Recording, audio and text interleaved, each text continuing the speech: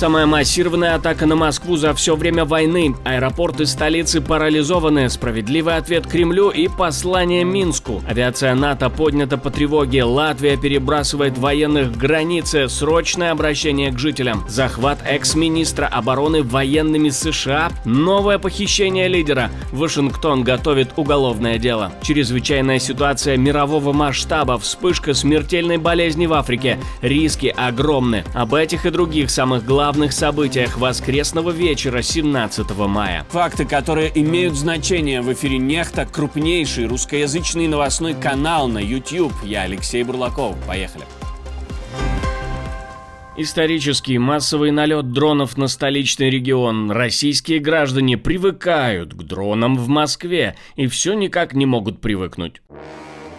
По данным российских телеграм-каналов и ОСИНТ-проектов, под атакой оказались сразу несколько объектов в Москве и области. Технопарк «Элма», предприятие «Ангстрем» в Зеленограде, наливная станция нефтепродуктов «Солнечногорская» в Дурикино, а также, по сообщениям ОСИНТ-каналов, и завод «Радуга», связанный с разработкой крылатых ракет и другой ракетной техники. В воздушных силах уже даже выложили карту попаданий и несколько десятков видео. На кадрах с мест видны пожары и густой дым. «Элма» и «Ангстрем» — это не просто случайное здание. Там работают предприятия, связанные с электроникой, измерительными приборами и оптическим оборудованием. Наливная станция «Солнечногорская» — крупный объект топливной инфраструктуры, где хранят, перекачивают и отгружают бензин и дизель.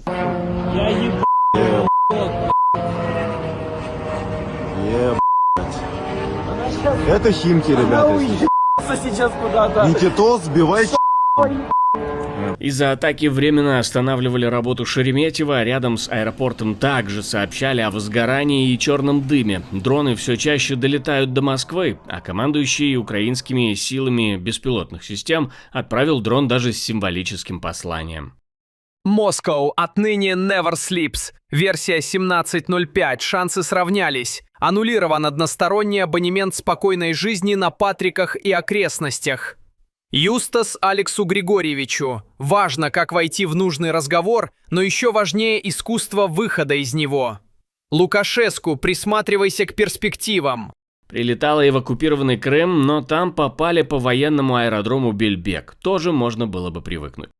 Справедливые ответы на затягивание войны со стороны России и удары по нашим городам и населенным пунктам вполне справедливы. На этот раз украинские санкции с дальнобойным эффектом затронули московский регион, и мы четко заявляем россиянам, их государство должно положить конец этой войне. В свою очередь, россияне минувшей ночью выпустили по Украине почти 300 дронов. Ну а пока беспилотники роем летят на Москву, Крым содрогается от взрывов, у Путина есть дела и поважнее. Он срочно звонит президенту Казахстана, ведь его нужно с днем рождения поздравить и спасибо сказать, что приехал. Путин в телефонном звонке выразил признательность Токаеву за его визит в Москву на празднование Дня Победы. Теперь, в принципе, понятно, почему сирены в Москве не сработали во время атаки дронов. Ну как же тут отвлекать вождя? Воздушная тревога в стране НАТО. Срочное обращение к жителям. Как себя вести? Беспилотник вошел в воздушное пространство Латвии, а затем покинул его. Угрозу объявили сразу в 5 краях: Краславском, Лудзинском, Резикненском, Алуксненском и Балвском. В воздух поднимали истребители НАТО, которые патрулируют небо стран Балтии. Кроме того, Латвия усилила возможности противовоздушной обороны на восточной границе, отправив туда дополнительное подразделение вооруженных сил. Пока идет агрессия России против Украины, повторение таких случаев, когда в воздушное пространство Латвии влетает или приближается иностранный беспилотный летательный аппарат, возможно. К сведению жителей, переходите в помещение, соблюдайте принцип 2 стен, закрывайте окна и двери. Если заметите низколетящий, подозрительный или опасный объект, не приближайтесь к нему и звоните по телефону 112. Это первая настолько масштабная тревога в стране. После 7 утра часть тревог сняли, около 8 утра опасность отменили полностью.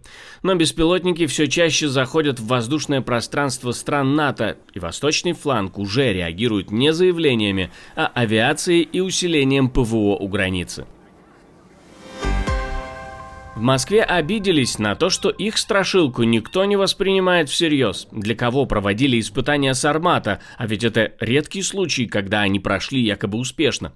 После испытаний российская пропаганда больше суток рассказывала о якобы самой мощной ракете в мире. Медведев передавал поздравления западным друзьям, Путин снова обещал поставить комплекс на боевое дежурство, но Трамп, европейские лидеры и западные военные это шоу фактически проигнорировали.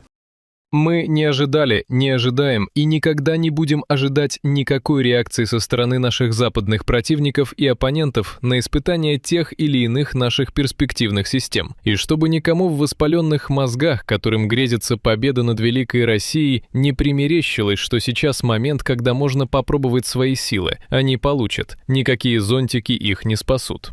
Сергей Рябков заявил, что Россия будет и дальше демонстрировать стратегическую силу, чтобы охладить горячие головы на Западе. Кремль хотел произвести эффект, а получил квази-безразличие, как сам же Рябков это и назвал. Россия снова машет ядерной дубиной, потому что других аргументов все меньше. А в США даже своеобразно ответили на эти испытания, скорее всего даже их не заметив. Они продлили санкции на российскую нефть.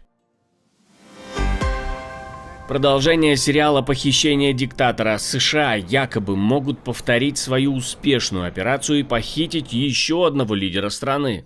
По данным Reuters, администрация Трампа готовит уголовное дело против 94-летнего Рауля Кастро. Речь об эпизоде 1996 года, когда кубинские МиГи сбили 2 самолета организации Brothers to the Rescue над Флоридским проливом. Погибли 4 человека, тогда Рауль Кастро был министром обороны Кубы.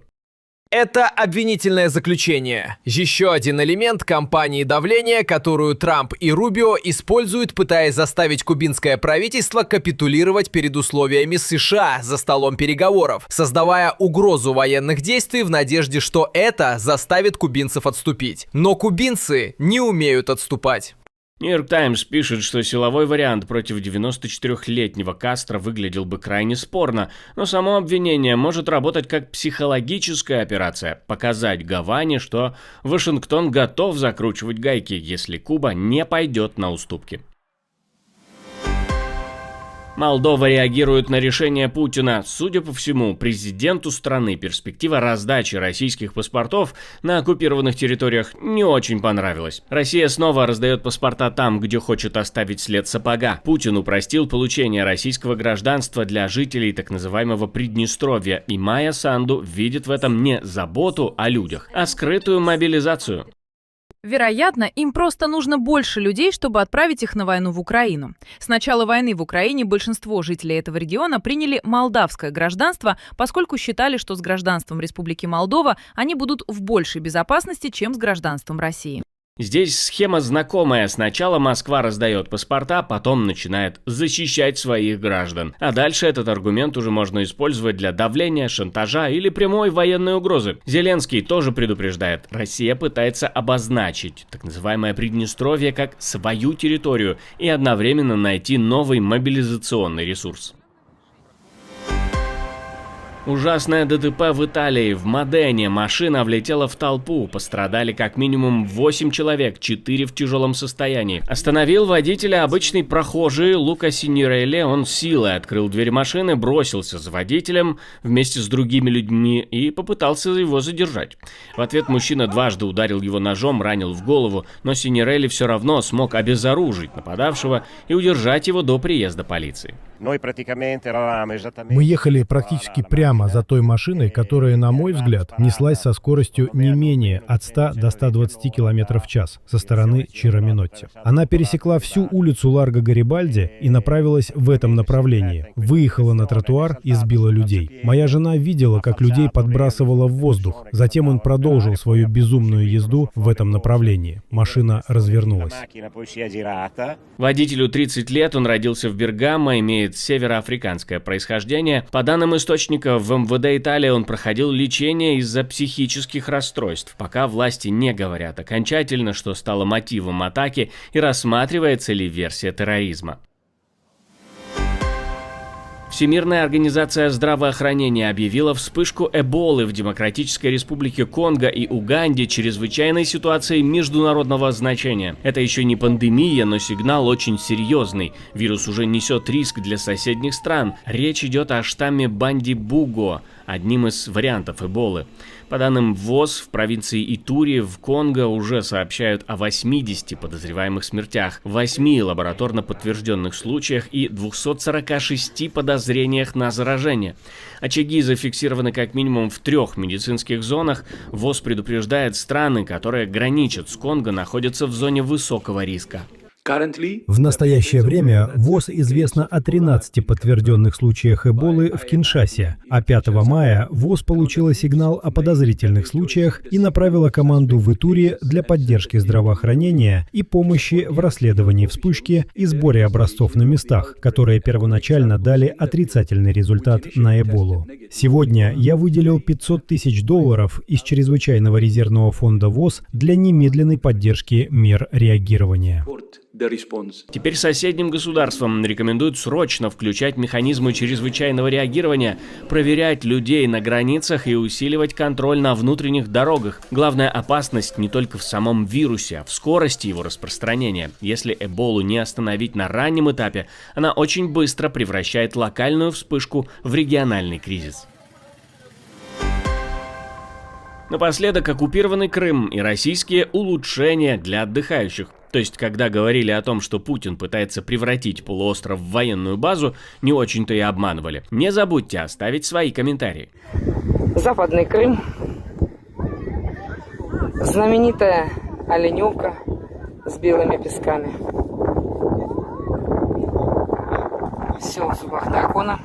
Это историческое фото. Когда-то, 10 лет назад, здесь были лучшие пляжи России в Крыму. Людей практически нет. И вот там находится Одесса. Ждем победу. Все в Крыму наполнено тихой войной. Страшная красота. Спасибо, что досмотрели до конца. На этом у меня все. Увидимся уже утром.